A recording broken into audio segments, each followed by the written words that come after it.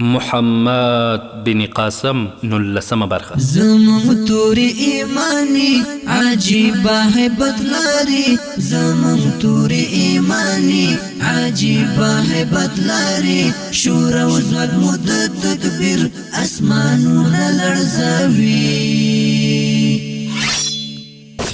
زمون توری ایمانی عجیبه هیبت لاری، زمون توری ایمانی عجیبه هیبت لاری، شور و زود مدت تکبیر اسمانون لرزوی. د محمد بن قاسم د خبرونې مینوالو په دې هیله چې روغ او جوړ به یاست، الله رب العزت خوشحال لره. دا زه محسن احسان مې یو ځل بیا د محمد بن قاسم د ناول کوربتوب کوم په دې هیله چې دا خبرونه راسره واورئ.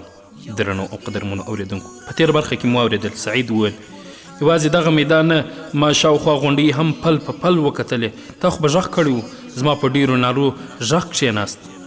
خالد وویل دا چې خالد څه وویل نن به یې واورو انشاءالله. ما ستا غږ نه دی اورېدلی، که نه خامخا مې ځواب درکاوه. سعید وویل د دې زخمیانو په ژړا کړیکو کې د چا غږ اورېدل کېدای هم نشي. دوی په همدې خبرو کې د کلا دروازې ته ورسېدل. ناهید د سعید په غوږ کې غلي څه وویل. هغه په تایید له سر خوځولو وروسته ناصرالدین ته وویل زه له تا سره ځانګړې یوه خبره کوم. ناصرالدین له هغه سره څو ګامه وړاندې ولاړ او بیا یې وویل وفرمایه څه وایه. سعید شاوخوا ته راټولو پوځیانو ته وکتل، وویل دلته نه، دلته ډېر خلک دي.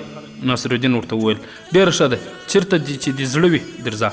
له کلا نه نږدې 500 ګامه لرې سعید په یوه ډبره کښېناست او وویل راځه ته هم کښېنه. ناصرالدین د هغه په مخ کې په بله ډبره کښېناست. سعید وویل لومړی واده دا وکړه چې زما د خبرې له اورېدو سره به مې سر نه راماتوې.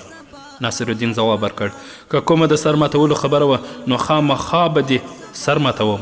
سعید له لږ سوچ وروسته وویل خبره خو داسې نه ده، خو په پردیو لاسونو څه باور دی. ښه زه درته وایم، خبره دا ده چې مایا نه، زهرا ستا خور او زما لپاره هم تر لور کمه نه ده. خالد هم پر ما ډېر ګران دی، بلکل لکه زوی مې، او له دې وړاندې نه پوهېږم زه څه ووایم، زه ویرېږم خفه نه شي. ناصرالدین وویل زه وپوهېدم، ته دا ووایه چې د خالد او زهرا واده وشي. سعید هو خدای دې له تا سره ښه وکړي، ما همداسې ویل غوښتل. ناصرالدین بس د همدې خبرې لپاره چې زه دومره لرې راکش کړم. سعید ځواب ورکړ ما ویل که ته ما د ژیرې شکولو کوشش وکړې نو څوک به مې تماشه نه کوي. ناصرالدین ځواب ورکړ زه حیران یم چې تا ولې دومره بد سړی ګڼلی یم. زما له ګنګونه کرکه وه، له سعید سره مې په زړه کې همدومره مینه او درناوی دی چې د یوه نوابزاده په زړه کې له خپل پلار سره وي. ته چې څه وخت غواړې د دواړو واده کولی شې. زه غواړم چې همدا اوس دا کار وشي. ناصرالدین خو زهرا اوس ټپي ده. سعید ټکان وخوړ وویل زهرا ټپي ده؟ ما ته ولې چا ونه ویل؟ راځه چې ځو. ناصرالدین هغه ته تسلي ورکړه، وویل د ویرې خبره نه ده، هغه بلکل معمولي زخم ده. زمون توری ایمانی عجیبه هیبت لاری، زمون توری ایمانی عجیبه هیبت لاری، شور و زود مدت تکبیر اسمانون لرزوی. مونږ د خلیل په پل روان یو په لمبو ورزو، زو د سپین منزل په لور په څوکو د برچو ورزو، زو د سپین منزل په لور په د ټولو دوست د محمد بن قاسم د خبرونې مینوالو، تر نیمې شپې پورې د محمد بن قاسم ستومانه پوځیان د زخمیانو په پټۍ او د شهیدانو په ښخولو لګیا وو. د جنگ په میدان کې څلورو خواو ته د دشمن د زخمي سپاهیانو ژړا او فریاد اوچت و.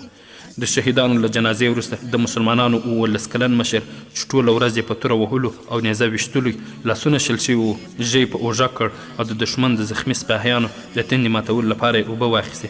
هغه سترګې چې د جګړې په وخت کې د قهر او غصې لمبې پکې ځلېدې اوس د مات شوي او بېوسه دښمن د ټپیانو په لیدو نمجنې وې. اوس هغوی ته د بخښنې او مهربانۍ ډیوې بلې وې. هغه لاس چې د دښمنانو پر سر یې توره د تندر په څېر راپرېوته اوس یې په زخمونو ملهم ورېښود. د محمد بن قاسم سپاهیان د ستومانۍ نه بېسیکه شوي وو، خو دوی د خپل زلمي سالار په څېر یو روحاني خوند احساسوه. د دښمن زخمي پوځیان یې اوچت کړل او د کلا په مخ کې یې کتار کتار سملول. محمد بن قاسم د یوې غونډۍ په لمنه کې د چا د زګیروي غږ واورېد. مشال یې اوچت کړ، هلته یې د څو مړیو په منځ کې یو زغره پور ځوان ولید چې په زغره څو ځایه د وینو خاپونه وو او په پښتۍ یو غشی ننوتلی وو. د هغه له ښي لاس نه توره لوېدلې وه خو په ګین لاس یې لا د سند بیرغ کلک نیولی وو. د محمد بن قاسم سره زبیر، ناصرالدین، سعید او یو شمېر نور هم وو. هغه مشال یوه ملګري ته ورکړ، خپله په ټپې ور ټیټ شو، د زخمي سر یې راوچت کړ، اوبه یې پرې وڅښې. د څو غړپه اوبو له څښلو وروسته ځوان ورو ورو سترګې وغړولې او د محمد بن قاسم او نورو ملګرو له لیدو وروسته یې بیرغ په دواړو لاسونو کلک ونیو. ناصرالدین زبیر ته وویل، زبیره دی دې ونه پېژند؟ هغه لږ راوړاندې شو، ځوان زخمي ته یې وکتل، ویې ویل آها دا خو بهیم سنګ دی.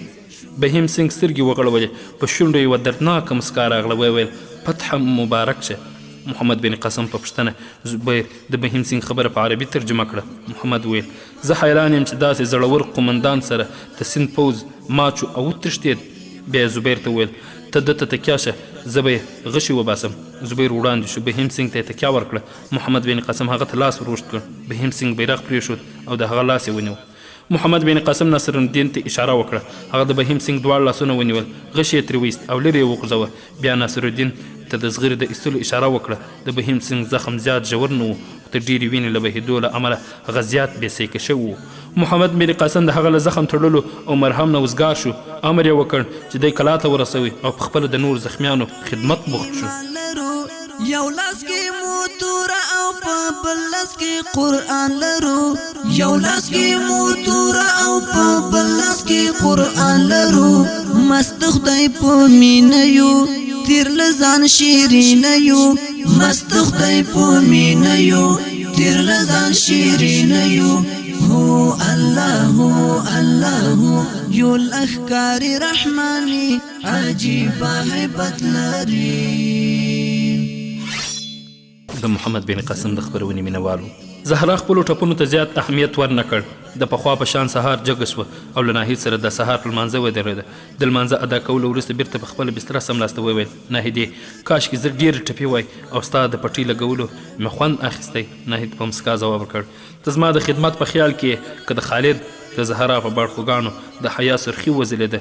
دروازه ناصرالدین وټکول او ویې ویل ما ته د ننوتلو اجازه راکوئ. ناهید اوچت سوه، بلې کوټې ته د تګ په حال کې ورته وویل اوس جګه شه که نه؟ زهرا وویل که نه نو څه به وشي؟ ناهید وویل که نو واده به دې د دبیل تر فتحې پورې وځنډېږي. د زهرا زړه په درزا شو، جګه شوه، د ناهید لمن یې ونیوله، ویې ویل ناهیدې ناهیدې خورې دا څه معامله ده؟ رښتیا راته ووایه. ناهید خپله لمن تر خلاصه کړه، ویې ویل ستا ورور بهر ولاړ دی، ما پرېږده. زهرا نه، تر څو ما ته سمه خبره ونه کړې نه دې پرېږدم. بیا په زوره وویل وروره لږ تم شه، زه له ناهیدې خور سره خبره کوم. ښه اوس وایه. ناهید وویل ښه درته وایم، وایه وره. د شپې چې سعید راغی ستا پوښتنه یې وکړه، ما ټول حال ورته وایه، ستا د زړه ټول کیفیت مو ورته تېر کړ. هغه ته د مخه هم تر ډېره په دې اړه پته لګېدلې وه. ستا به یاد وي چې کله کلا ته راورسېد هغه ستا ورور یوې خوا ته ورسره ګوښه کړ. زهرا نو هغه به زما ورور ته څه ویلي وي؟ ناهید همدا خبره چې باید تا او د خالد واده وشي. زهرا خورې رښتیا وایه، ټوکې مه کوه. ناهید لیونی ټوکې نه کوم، ستا ورور به اوس زما خبرې تایید کړي. د زهرا په سترګو کې د خوښۍ اوښکې وځلېدې. ناهید وویل اوهو ته ژاړې او زما ورور دې خوښ نه دی؟ زهرا په مسکا ځواب ورکړ، نه. ناهید نو زه ستا ورور ته پخپله وایم چې ستا په واده مجبوره نه کړي، ورته ووایم. ناهید په یوه شوخه مسکا دروازې ته ورنږدې سو. زهرا ور وړاندې شوه او ورسره غېږ په غېږه شوه. ویې ویل زما خورې، زما مشرۍ خورې، او اوښکې یې پاکې کړې. ناهید وویل نو ته له خالد سره په واده خوښه یې؟ زهرا ورته وکتل، ویې خندل او بلې کوټې ته یې ور ټېل وهه. ویې ویل ورځه ته ډېره شریره یې. ناصرالدین له بهر نه وویل زهرا ستاسو خبرې به څه وخت خلاصې شي؟ زهرا په خپله بستره کښېناسته، ویې ویل راځه وروره، ناهید بلې کوټې ته تللې ده. مونږ د خلیل په پله روان یو، په لمبو ورځو، زو د سپین منزل په لور په څوکو د برچو ورځو، زو د سپین منزل په لور په څوکو د برچو ورځو. د نظارې دل غواړو خپل رب ته ورتلل غواړو، د نظارې دل غواړو.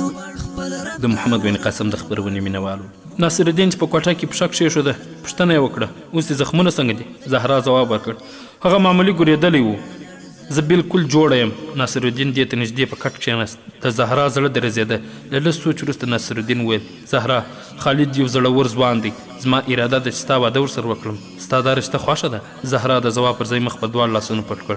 ناصرالدین له لږ سوچ وروسته بیا وویل زما ارزو و چې د سند فتح نه وروسته ستا واده په ښه ډنګ ډونګ شوی وای، خو مسلمانان داسې رواجونه بد ګڼي.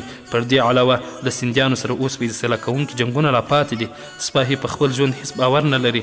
زه غواړم چې تا په خپلو لاسو خالد ته وسپارم. ناهید له تا سره ډېره مینه لري، هغه به ستا خیال ساتي او زه په زیات ډاډ د اسلام خدمت وزګار یم. زهرا په دې سرګردانۍ کې تا له ما سره له دعا پرته نور هیڅ نشته. که له ما سره د نړۍ ټول دولت وای هم ما به په تا شیندلی و. زهرا وروره. بیا ناصرالدین په غېږ کې سر وکښېښود او په سلګیو وویل ما ته د هیڅ شي ضرورت نشته. ناصرالدین په مینه د زهرا پر سر لاس راکش کړ. وویل زهرا زما خو اراده ده چې همدا نن ستا واده وشي. پوځ 3 ورځې نور هم دلته پاتې کیږي، خو دا هم امکان لري چې ناڅاپه له دبل نه د راجا د لښکر د حملې خبر راشي او موږ ناڅاپه روان شو. سعید محمد بن قاسم ته هم دغه خبره کړې او هغه ډیر خوښ دی. سعید له خالد نه هم پوښتنه کړې او ناهید خور ته هم مبارکي ووایه. ستر سالار په خپله د ورور وغوښتی او د هغه رضایت یې ترلاسه کړ او هغه په خپله تاسو دواړو نکاح خطبه لولي. له بهر نه سعید ناصرالدین ته غږ وکړ او هغه له کوټې نه وروت. زهرا اوچته سوه، د مخ کوټې دروازه یې خلاص کړه او ویې ناهیدې تا واورېدل نن دې واده دی؟ ناهیدې وویل زما واده؟ او په مخ کې یې د حیا او خوښۍ سرې او سپینې څپې راغلې. زهرا هو کې ناهیدې ستا واده اوس ووایه ستا زبیر ورور خوښ دی که نه؟ زه به هم اوس هغه راوغواړم او ته وبایم چې که ځان ته کومه بله نجلۍ خوښه کړه. ناهید ته ډېره شوخې. زهرا خالد د کوټې دروازه وټکوله او ناهید غږ وکړ. زهرا په خندا ورته وویل ناهید ژر ورشه که نه واده به دې د سند تر فتحې پورې وځنډېږي. زه ټوکې نه کوم، ستا ورور به اوس ما خبره تایید کړي. ناهید زهرا ته په مینه ناک نظر وکتل او بیا کوټې ته ولاړه. د هغې زړه د خوښۍ په سمندر کې غوټې وهلې او پښې یې رېږدېدلې. د مؤمنان یو په الله قوي ایمان لرو، یو لاس کې مو توره او په بل لاس کې قرآن لرو. یو لاس کې مو توره او په بل لاس کې قرآن لرو. مست خدای په مینه یو تیر لزان شیرینه یو. مست خدای په مینه یو تیر لزان شیرینه یو. هو الله یو لښکار رحماني. د محمد بن قاسم د خپرونې مینوالو ماښام د لښکر ټول قومندانان د کلا په یوه پراخه کوټه کې راغونډ او زبیر او خالد ته په ودونو مبارکي ورکوله. ناهید او زهرا په خپله کوټه کې وې او یو له بلې خبرې کولې. ناهید وویل زهرا د نکاح په وخت کې دې ژبه ولې ګونګه شوه؟ زهرا وویل ناهیدې زه نه پوهېږم، ته پوهېږې که نه؟ خو زما په دې باور نه و چې دا هر څه به دومره ژر وشي. زما په غوږونو کې انګازې وې، په دې نه پوهېدم چې اوس چیرته یم. بیا که د نکاح د خطبې لوستونکي له محمد بن قاسم پرته بل څوک وای زه به دومره نه وای خطا شوی. د هغه په څېره کې څومره جلال او په غږ کې څومره روب و. رښتیا وایم هغه انسان نه دی، دیوتا دی او موږ ته له دیوتا نه ویره راښودلې ده. ناهیدې که ته له ما سره نه وای نو ښایي زما ژبه بلکل ګونګه پاتې وای. هغه پوښتنه وکړه خالد دې قبول دی؟ زه له شرمه خولې شوم. ناهیدې تر اوسه پرې زما باور نه کېده چې زما واده ستا له ورور سره شوی. کله کله خو په ذهن کې راګرځي چې زه یې خوب وینم. آیا تا ته خپل واده خوب نه ښکاري؟ زهرا مسکی شوه او ناهید یې په غاړه لاس ور امیل کړ، په غېږ کې یې ونیوه. ناهید د زهرا په ښکلو او تورو ویښتانو کې ګوتې وهلې. ناڅاپه یو څه په خیال کې ور وګرځېدل. بیا له خپلې غاړې نه د غمیو هار راوکړ او د زهرا په غاړه کې ور واچول. زهرا وویل نه دا له تا سره ښه ښکاري. ناهید ځواب ورکړ ما سره بل شته، ما ته خالد راکړی دی. دا یې وویل او بیا د قیمتي غمیو ګوته هم راویسته او د زهرا د احتجاج سره هغې تور په ګوته کړه. وویل ګوره که ته زما خوښي غواړې نو دا مه لرې کوه. زهرا غمجنه غوندې شوه. ناهید ته یې وکتل. ناهید وویل زهرا ته ولې خفه شوې؟ زما ګاڼه ښه نه ایسي. اوس یې ستاسو په وطن کې استعمال رواج دی. زهرا وویل خو زموږ په وطن کې ورېندار د خاوند خور ته څه ورکوي ترې اخلي یې نه او زه د کور دومره لرې. ناهید خبر ور غوسه کړه. وویل لیونۍ ورېندار مې نن شوې، تر اوسه پورې مې ډېره موده وړوکې خور وې. زهرا وویل ناهیدې د سند نه فتحې نه وروسته زما د ورور اراده ده چې څو ورځې هلته ولاړه شم. کاشکې ته هم له موږ سره ولاړه شې. زموږ کور د سند په غاړه کې په یو کوچنۍ کلا کې دی. 3 خواو ته د امونو پراخه باغونه دي، په منځ کې یوه ویاله بهیږي. ما به د دې ویالې په غاړه په یوه ونه زانګو اچوله او ټالونه به مې خوړل د برسات په موسم کې به د دې ویالې اوبه ډېرې تیزې بهېدلې او زه به له خپلو سهیلیو سره پکې لمبېدم په باران کې مو امونه راشکول او خوړل مو تر شاتو خواږه ام له باغ نه لږ وړاندې یو ښکلی لوی ډنډ و موږ به په اوبو کې لامبل او لوبې به مې کولې نیلوفر ګلونه به م راشکول ناهیدې تا به خامخا هلته بیا یم ناهید ځواب ورکړ خدای دې زموږ پوځ ته بری ورکړي امکان لري له سن نه وروسته زموږ پوځ تاسو ښار ته مخه کړي زهرا وویل خدای دې هغه ورځ زر راولي او زه به په خپلو لاسونو په هغه کلا د اسلام بیرغ ورپوم ناهیدې زه حیرانه یم چې زما په خیالونو کې دومره ژور بدلون څه ډول راغی زما له ټیټ ذاتو نه ډېر نفرت و یوه ورځ زه خپلو سهیلیو سره د ډنډ غاړې ته تللی وم هلته یو ټیټ ذاتې هلک لامبل موږ هغه په ډبرو وویشت چې بېسده شو یوه ورځ زموږ د باغ تر څنګ یو ټیټ ذات مسافر تېرېده لاندې لوېدلی څو امونه یې راټول کړل زموږ مزدرانو 8 ورځې په ونه پورې تړلی و څو ځلې هلته ورغلم ته به حیرانه شې چې هغه به ما وږی تږی ولید هېڅ مې زړه ورباندې نه بدېده اوس که زه هلته ولاړه شم د شاوخوا ټولو ټیټ ذات ته به ووایم چې راشئ زموږ د باغ امونه وخورئ زموږ د یخې او خوږې اوبه وڅښئ د هغوی تر ټولو ستر ارمان به دا وي زموږ مندرونو ته راشي او زموږ د خدایانو عبادت وکړي زه به اوس دوی ته دا پیغام یوسم چې مسلمانان دې هېواد ته داسې عبادت ځایونو جوړولو لپاره راغلي دي چې یو غریب له یوه نواب سره یو ځای پکې عبادت کولی شي بلکې یو غریب له یوه نواب نه مخکې هم درېدلی شي ناهید وویل خدای دې ستا دغه ارزو ترسره کړي زمون توری ایمانی عجیبه هیبت لري زمون توری ایمانی عجیبه هیبت لري شور او زود مد تکبیر اسمانونه لړزوي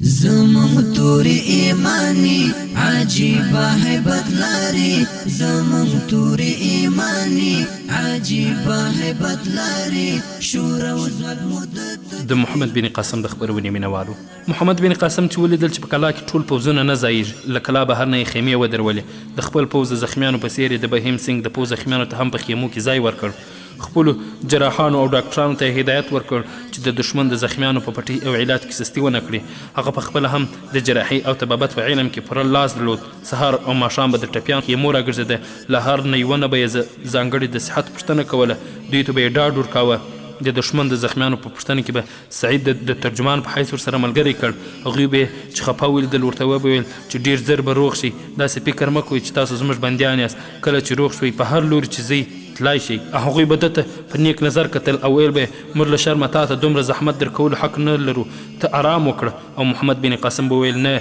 دا زموږ فرض او مسؤلیت دی له بهیم سنګ سره د محمد بن قاسم ژوره علاقه وه هغه به 2 وخته په خپله د ده زخمونه کتل او په خپله به یې پټۍ پرې لګولې ناصرالدین او زبیر هم په هر ډول د ده تسلي کوله بهیم سنګ لومړی دا ګڼله چې دا چلند د ده د ملګرو د تیر ایستلو لپاره د مسلمانانو یو چل دی خو 3 ورځې وروسته یې دا احساس کړ چې په دې کې ریا او دروغ نشته بلکې محمد بن قاسم او ملګري یې فطرتاً له نورو خلکو سره توپیر لري نه هغه زخم ډېر خطرناک نه و خو د ډېرې وینې بهېدو په وجه ډېر بېسیکه او کمزوری شوی و د محمد بن قاسم په دوا او پټۍ او د زبیر او ناصرالدین په تسلي او خدمت هغه په 4 ورځې د ګرځېدو راګرځېدو وړ شو په 5مه ورځ د پخوا په شان د ماخستن لمانځه وروسته محمد بن قاسم له سعید سره یو ځای د زخمیانو په خیمو راګرځېده او د بهیم سنګ خیمې ته چې ورغی هغه په خپله بستره زغېدلی و او د خوب په حال کې یې خبرې کولې نه ما بیا د هغه مقابلې ته مه استوئ هغه انسان نه دی دیوتا دی نه بندیان پرېږدي دی به د ګناه در وبخښي نه زه نه ځم د راجا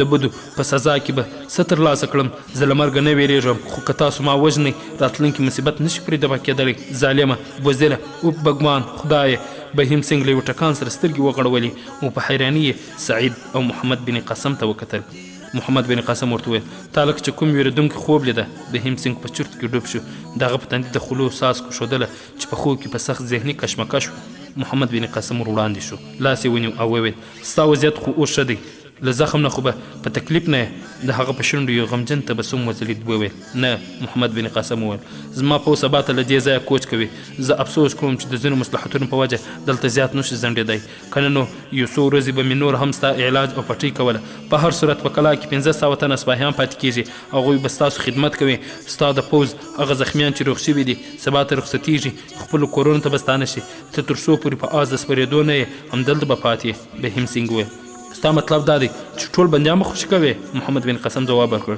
زموږ هدف د خلکو بندیان کول نه دي، بلکې موږ هغوی د یوه ظالم نظام له منګولو نه د خلاصولو او د یوه داسې نظام سره اشنا کوو چې بنیادي اصول یې مساوات دي. ستاسو پوځیانو موږ بېګانه یرغل کوونکي ګڼلو او مقابلې ته راغلل. هغوی ته دا معلومه نه وه چې موږ د وطن په خاطر جګړه نه، زموږ جګړه د قوم لپاره نه ده. موږ پر سند د عربو برلاسي نه غواړو، موږ په ټوله نړۍ د انسان د غوره ژوندانه لپاره انقلاب غواړو، داسې انقلاب چې د مظلوم د سر اوچتولو لپاره د ظالم له لاسه مترکه اخلي. زموږ جګړه د پاچاهانو او ټولواکانو جګړه نه ده او زموږ جنګ د دې لپاره نه دی چې د سند د راجا له سره تاج واخلو او پر خپل سر یې کښېږدو. موږ دا ثابتول غواړو چې د تاج او تخت هیڅ یو خاوند هم دا حق نه لري چې په دنیا خپل قانون ومني. تاج او تخت د خودغرضه انسانانو د خپلو لاسو جوړ کړی بت دی او د دوی قانون هم چې یوازې د همدې بتانو د عظمت د ساتنې لپاره جوړ شوی د انسان په دوو برخو ویشي، ظالم او مظلوم. تاسو دوی ته د باچا او رعیت اصطلاح پکاروي. د سند راجا زموږ کښتۍ لټ کړې او زموږ یتیمان او کونډې یوازې د دې لپاره بندیان کړل چې هغه ځان د دغسې ظلم حقدار بولي. ځکه باچا دی او اوس هغه زموږ مقابله د دې لپاره کوي چې د ده د لاسه د ظلم تورې د لوېدو خطر دی. دغه سپاهیان د دې لپاره زموږ مقابلې ته راوځي چې دوی ته د دې مقابلې بدل ورکول کیږي. له دې بیچارهګانو همدغسې کار اخیستل کیږي لکه سپاهي چې له آس نه اخلي. دوی مجبور او د یوه لږې جورې په بدل کې یې د سرونو په بیه د ظلم ملاتړ کاوه. دوی په دې نه پوهېدل چې دوی د کوم انقلاب په مخ درېدلي، هغه د دوی غوروالی غواړي. دوی له موږ نه ویرول شوي. اوس له فتح نه وروسته نه زه په خپله ځان ظالم کوم او نه دوی مظلومان جوړوم. بهیم سینګ وویل نو ستا دا باور دی چې دغه پوځیان به بیرته د راجا په پوځ کې شامل نه شي؟ محمد بن قاسم ځواب ورکړ زه په پوره باور نشم ویلی چې دغه خلک ولاړ شي بیا به د راجا په پوځ کې نه شاملیږي. خو زه نور له دوی نه اندېښنه نه لرم. زما د خدای په رحمت باور دی د یوه لوړ هدف لپاره د جنګېدونکو ځواک ډېریږي کمیږي نه. له دې نه وړاندې د ډېرو قومونو پاچاهان له موږ سره د جګړې ته راوتلي، خو چې کله یې دا احساس کړی چې زموږ سره د غوره نظام او دین دی، ټول له موږ سره ملګري شوي دي. ستا په پوځونو کې خدای جل جلاله چاته د حق او باطل ترمنځ د توپیر توان ورکړی. هغوی به هیڅکله بیا له ستنېدو وروسته د ظلم د ډوبېدونکي بیړۍ د ژغورنې هڅه ونه کړي. او کوم خلک چې بیا زموږ د مقابلې ته راشي او له یوه دوو جګړو وروسته به دوی هم پر دې پوخ باور شي چې موږ تورې پڅېدونکي نه دي. بهیم سینګ وویل تاسو د تاج او تخت مخالف یاست او پر انسان د حکومت مخالفت کوي. خو که په هیواد کې حکومت نه وي امن کله راتلی شي؟ محمد بن قاسم که د استبداد ډنډې د اعتراض غږ د مظلوم په مرۍ کې خفه کړي، د دې معنا دا نه ده چې امن راغی. ما تا ته مخکې هم ویل چې موږ په دنیا کې د انسان قانون نه بلکې د خدای قانون غواړو. بهیم سینګ ځواب ورکړ قانون که د هر چا وي نافذ کوونکی انسان دی.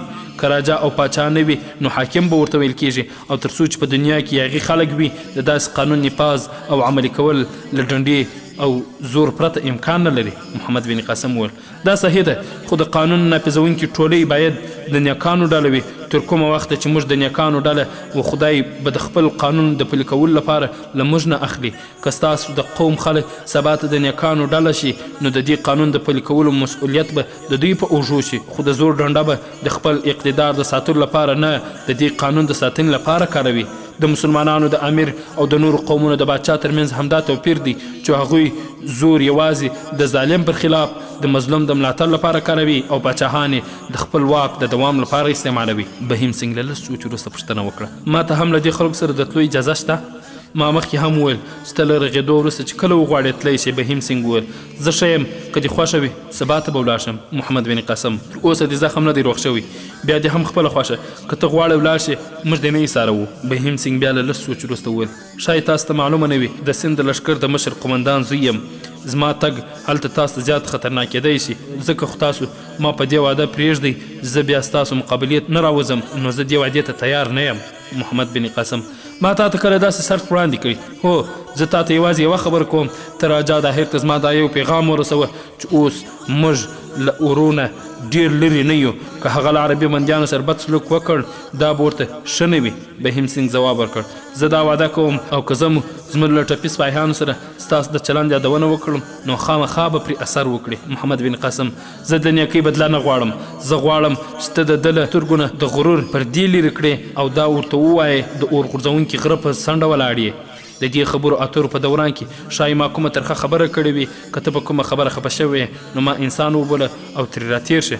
محمد بن قاسم دا وویل او له خیمې نه بهر ته ووت. بهیم سینګ په زړه کې دا تکراروله ته انسان نه یې دیوتا یې. هر د جنگ میدان کې مو د سپینې تورې شرنګ ښکاري سپین خنجر مو هر وخت دښمن په وینو رنګ ښکاري سپین خنجر مو هر وخت دښمن په وینو رنګ ښکاري دین ته خدمتونه کړو هر وخت پرې ننګونه کړو دین ته خدمت. د سهار ستوری د محمد بن قاسم د خپرونې مینوالو څو ورځې وروسته د محمد بن قاسم پوځ د دبل نه 100 میله لرې واړول. د شپې په 3مه برخه کې د تهجد لمانځه نه وروسته د زبیر په ملګرتیا په پړاو وګرځېد. د ورځې په مزلونو ستومان اصفهان په ژور او درانه خوب ویده وو. پیرهداران په خپل ځای بیدار او زیر وو. د سمندر د نم په وجه په سړه هوا کې د 100 ساعته خوب نه وروسته محمد بن قاسم په بدن کې سستي احساسوله. زبیر ته وویل راځه زبیره په هغه غونډۍ پخېږو څوک به یې څوکې ته لومړی ورسېږي. بیا یې وویل پام کوه 1 2 3 دواړو منډه واخیسته. د غونډۍ څوکې ته ورنږدې سو. محمد بن قاسم له زبیر نه ګامه وړاندې و خو له پاسه پیرهدار چغه کړه ودرېږه څوک یې؟ محمد بن قاسم ودرېد. ځواب یې ورکړ محمد بن قاسم یم. پیرهدار غږ وپېژند وویل مشر سالار بېغمه اوسه موږ بیدار او هوښیار یو. په دې ځنډ کې زبیر هم ورورسېد. محمد بن قاسم د سمندر په تازه هوا کې څو ځله ژوره ساه واخیسته او څلورو خواو ته یې وکتل. د 14مې سپوږمۍ رڼا ته د ستورو ځلېدل پیکه شوي وو. د سپوږمۍ رڼا نیلي سمندر ته د یوې لویې عینې بڼه وربخښلې وه. په ختیځ افق د سهار سترګه راختلې وه. محمد بن قاسم زبیر ته وکتل او وویل زبیره وګوره دغه ستوري څومره مهم دي خو ژوند یې څومره لنډ دی. دا سهار نړیوالو ته د لمر راختو پیغام راوړي او رکیږي بلکې داسې باید ووایو چې د لمر په راتګ د تیارو پرده پر مخ غوړوي او ځان پټوي. خو پر دې سربیره کوم اهمیت چې دغه ستوري لري نور یې نه لري. که دی هم د نورو ستورو په شان ټوله شپه ځلېدلی بیا هم موږ ته دومره اهمیت نه و پاتې شوی. موږ ټوله شپه په اسمان کې په میلیونونو ستوري وینو ترګکونه وهي خو دغه ستوري تر ټولو زیات زموږ پام ورجلبوي. د عامو ستورو یو مرګ او ژوند موږ ته مهم نه دی. کټ مټ د هغو انسانانو په څیر چې په دنیا کې بې هدفه ژوند وکړي او بیا مړ شي هغه نړۍ ته د مرګ او ژوند د مفهوم لورښودلو نه ناتوانه دی. زبیره زما د دغه ستوري په ژوند د سیالۍ تلوسه په زړه کې را پیدا شي. د ژوند چې څومره لنډ وي هومره مقصد بیا لوړ او مهم وي. وګوره دا پر نړیوالو غږ کوي چې زما د ژوندانه پر پای افسوس مه کوئ. خدای زه د لمر استازی را لېږلی یم او زه خپل فرض پوره کوم او ځم. کاشکې زه هم په دې هیواد کې د اسلام د لمر د راختو نه وړاندې د سهار د ستوري مسؤلیت ادا کړی شم. زبیر په ځیر محمد بن قاسم ته کتل. د هغه په څېره کې د ماشوم معصومیت د سپوږمۍ جذابیت د لمر جلال او عظمت او د سهار د ستوري په څیر سپېڅلتیا او ښکلا وه. څو ګامه وړاندې یو پیرهدار غږ وکړ ودرېږئ څوک یې؟ له لاندې نه غږ وشو سعید یم. محمد بن قاسم څو ګامه وړاندې ورغی. هغه یې په سندي جامه کې ولید. پیرهدارانو ته یې وویل هغه زموږ خواته پرېږدئ. سعید په مورچل بهر پیرهدارانو ته وروخت. بل لوري ته د تېرېدو تکل کاوه خو پیرهدار په مخ کې ودرېد. د محمد بن قاسم په لوري اشاره وکړه وویل لومړی هلته ورشه. سعید ځواب ورکړ نه زه د سالار نه پرته بل چا سره خبرې نه کوم. محمد بن قاسم غږ وکړ سعیده زه دلته یم. سعید ټکان وخوړ. د محمد بن قاسم په لوري یې وکتل او وړاندې ورغی. وویل محمد بن قاسم ته یې وپوښتل ووایه څه احوال دې راوړی؟ سعید ځواب ورکړ د بیل ساتونکی پوځ 50,000 ته نږدې زما په ګمان به دوی د سیند له نورو ښارونو د نورې مرستې په انتظار په کلاګانو کې د جګړې هڅه وکړي. محمد بن قاسم وویل آیا دا امکان لري چې که موږ 2-3 ورځې دلته پاتې شو دوی به له ښار نه راووځي او په موږ به یرغل وکړي؟ سعید ځواب ورکړ د دې خبرې ښه نقشه نشته. دوی د لسبلا د غرنۍ کلا فتح کېدو نه وروسته په هواره ځمکو د جګړې زیات لیوال نه دي. محمد بن قاسم وویل نو بیا باید د ځنډ پرته پر ښار ورشو. د محمد بن قاسم د خپرونې مینوالو دا چې په راتلونکي کې څه وسول انشاء الله په بله برخه کې به یې وارو. دا خپرونه ما محسن احسان چمتو او تاسو ته وړاندې کړه. در بیا چې تاسو درانه حضور ته راحاضرېږو تاسو ټول په لوی الله جل جلاله سپارو. السلام علیکم ورحمة الله وبرکاته. جوړ د هر فرعون لپاره یو درود نیلغوندې هر یو ابراهه په ختمه و د ابابیل غوندې هر یو ابراهه په ختمه و د ابابیل غوندې هر سبا او هر مخام دی را سره مل مدام هر سبا او هر مخام دیر سارا ملمدام هو الله الله نصرتنا اسمانی عجیب حیبت لري زمون توری ایمانی عجیب حیبت لري زمون توری ایمانی عجیب حیبت لري شور او زواد مت تکبیر اسمانونه لړزوي هر د جنگ میدان کې مو د سپین تورې شرنګ کاری سپین خنجر مو هر وخت دښمن په وینو رنګ کاری سپین خنجر مو هر وخت دښمن په وینو رنګ کاری دین ته خدمتونه کړو هر وخت پرې ننګونه کړو دین ته خدمتونه کړو هر وخت پرې ننګونه کړو هو الله ورکاو پر قرباني